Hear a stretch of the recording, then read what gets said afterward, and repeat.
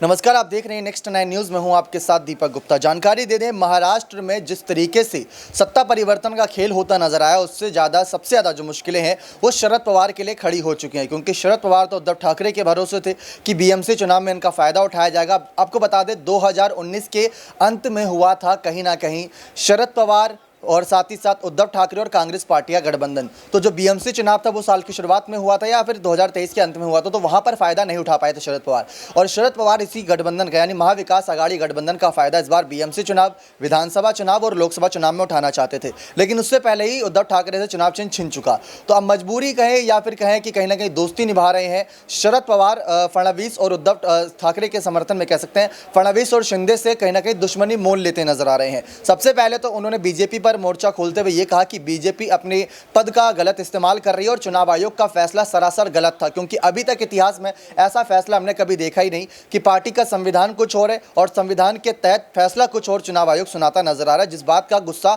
उद्धव ठाकरे के मन में भी था। ठीक उसी तरीके से शरद पवार ने खुली धमकी ये भी दे रखी है इन दोनों को, यानी जिनकी सरकार है, कि अगर आप में इतनी हिम्मत है तो आज ही चुनाव करा लें। ना आपकी सरकार गिर गई, ना जनता ने आपके खिलाफ वोट किया तो नाम नहीं। जिस तरीके से यहाँ पर शरद पवार की इन खुली धमकियों को बहुत ही हल्के में लेता नजर आ रहा है इस समय सामने पक्ष की पार्टी यानी बीजेपी और शिंदे जो शिवसेना अब कहलाई जाएगी, तो वहां पर से थोड़ी मुसीबतें खड़ी होंगी, क्योंकि विधानसभा चुनाव भी होना है, लोकसभा चुनाव भी होना है। अब बीजेपी यानी फडणवीस और शिंदे तो शरद पवार के समर्थन में आने से रहे, अगर शरद पवार उनके समर्थन में जाते हैं तो अच्छी बात है, द्वार खुला हुआ है बीजेपी और शिंदे की शिवसेना का। लेकिन शरद पवार ऐसा करेंगे नहीं, क्योंकि उनका वजूद खत्म होता नजर आएगा। हिंदुत्ववाद के आगे उनकी पार्टी का नारा नहीं टिक पाएगा, ये सबको पता है। इसीलिए शरद पवार खुली धमकी इस बात को लेकर दे रहे हैं कि आइए चुनाव करते हैं, जो होगा फैसला देखा जाएगा, दूध का दूध और पानी का पानी वही हो जाएगा, जो कुछ बातें साफ है। चुनाव आयोग के द्वारा लिए गए फैसले पर उन्होंने साफ आपत्ति जताई है। साथ ही साथ बागी विधायकों को भी ये सलाह देते नजर आ रहे हैं कि अगर आपने इतना बड़ा कदम उठाया ही है तो महाराष्ट्र की सेवा के लिए उठाइएगा कदम, ना कि अपने ही बड़े पद के लिए, अपनी पद की लालसा के लिए नहीं।